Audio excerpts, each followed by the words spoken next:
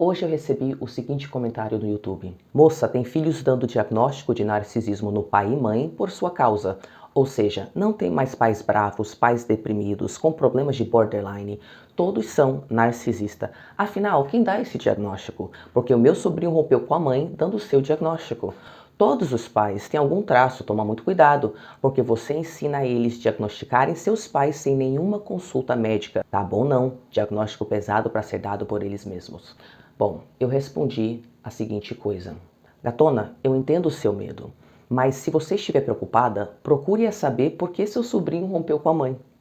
Isso é um direito dele e ninguém precisa de um diagnóstico e nem de permissão de uma pessoa na internet para decidir fazer isso. Ele tomou essa decisão, trate-o como um adulto. Se você se preocupa, converse sem julgamentos com ele e sem forçar ele a forçar contatos que ele não quer ter. Mas o fato de que você veio falar comigo, que nem conhece a sua família, em vez de olhar para a sua família, é preocupante. Inclusive, isso pode indicar que membros da sua família culpam terceiros, não sabem se comunicar uns com os outros e não deixam as pessoas tomarem suas próprias decisões. Isso parece alguma dinâmica na sua família? Porque certamente era na minha e eu considero invasivo e doentio. Outra coisa, depressão e traços ou transtorno borderline acontecem com muita frequência com narcisismo. Existem inúmeras razões que tornam um relacionamento inviável, independente do nome que está em voga que as pessoas estão usando. Eu acho que a parte mais importante foi: o seu sobrinho se identificou com o conteúdo por alguma razão. Eu compartilhei isso no Instagram e eu recebi algumas respostas. Uma mãe respondeu: que bom que os filhos abrem os olhos. Meu filho me disse muita coisa que eu precisava ouvir. Coisas como: você não se importa comigo, não me sinto amado por você, não adianta nem eu gritar porque você não se importa. Foi muito difícil de ouvir e mais difícil ainda conseguir ver que eu não sou o que eu pensava que fosse. Mas foi a melhor coisa que aconteceu. Hoje estou reconstruindo a nossa relação e ele está sendo tão generoso que aceita as minhas desculpas. Não importa o diagnóstico, como você fala, importa o quanto a relação está sendo gostosa, respeitosa, amável e recíproca.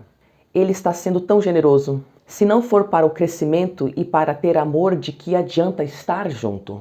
Agradeço muito a sua ajuda compartilhando seus conhecimentos e sua experiência. Eu, uma mãe, assumindo que foi muito difícil, porém importante, ouvir que ela estava tendo esses comportamentos que tornavam a relação com seu filho inviável. Foi um caminho para que ela pudesse se enxergar, modificar comportamentos e retomar aquela intimidade que ela e o filho queriam tanto construir.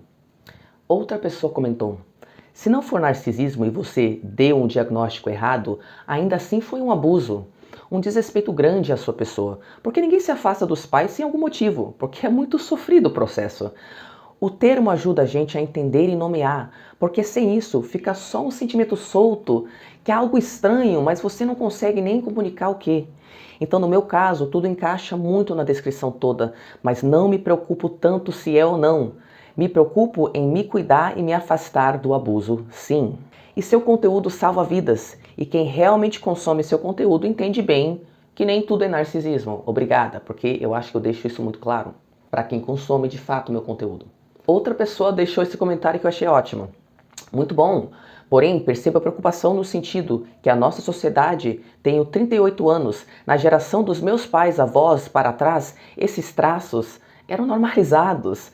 Eu luto com a sequela disso e estudo, faço terapia para que isso não interfere nas relações com as minhas filhas, marido, etc. Porém, eu não conheço ninguém dessa geração que não tenha esses traços fortes. Fico até preocupado e buscando alguma família onde alguém que eu conheça tenha convivido bastante para poder analisar. Penso que é uma característica da sociedade. Então, importa olhar para isso e mudar. Lógico, em graus diferentes. Porém, todas as famílias que conheço têm esse traço narcisista e o errado normalizado.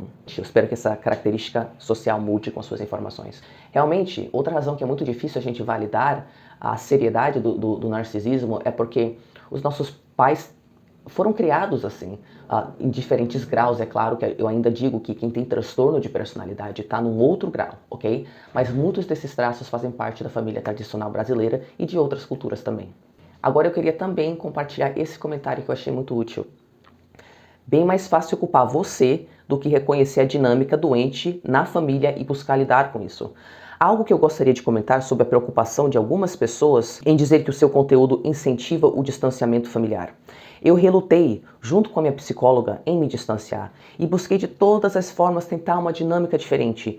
Minha psicóloga me orientava a não me distanciar, porém, com o tempo ela começou a perceber um padrão. Eu sempre entrava em ideação suicida quando me aproximava da minha mãe e regredia em todo o processo da terapia.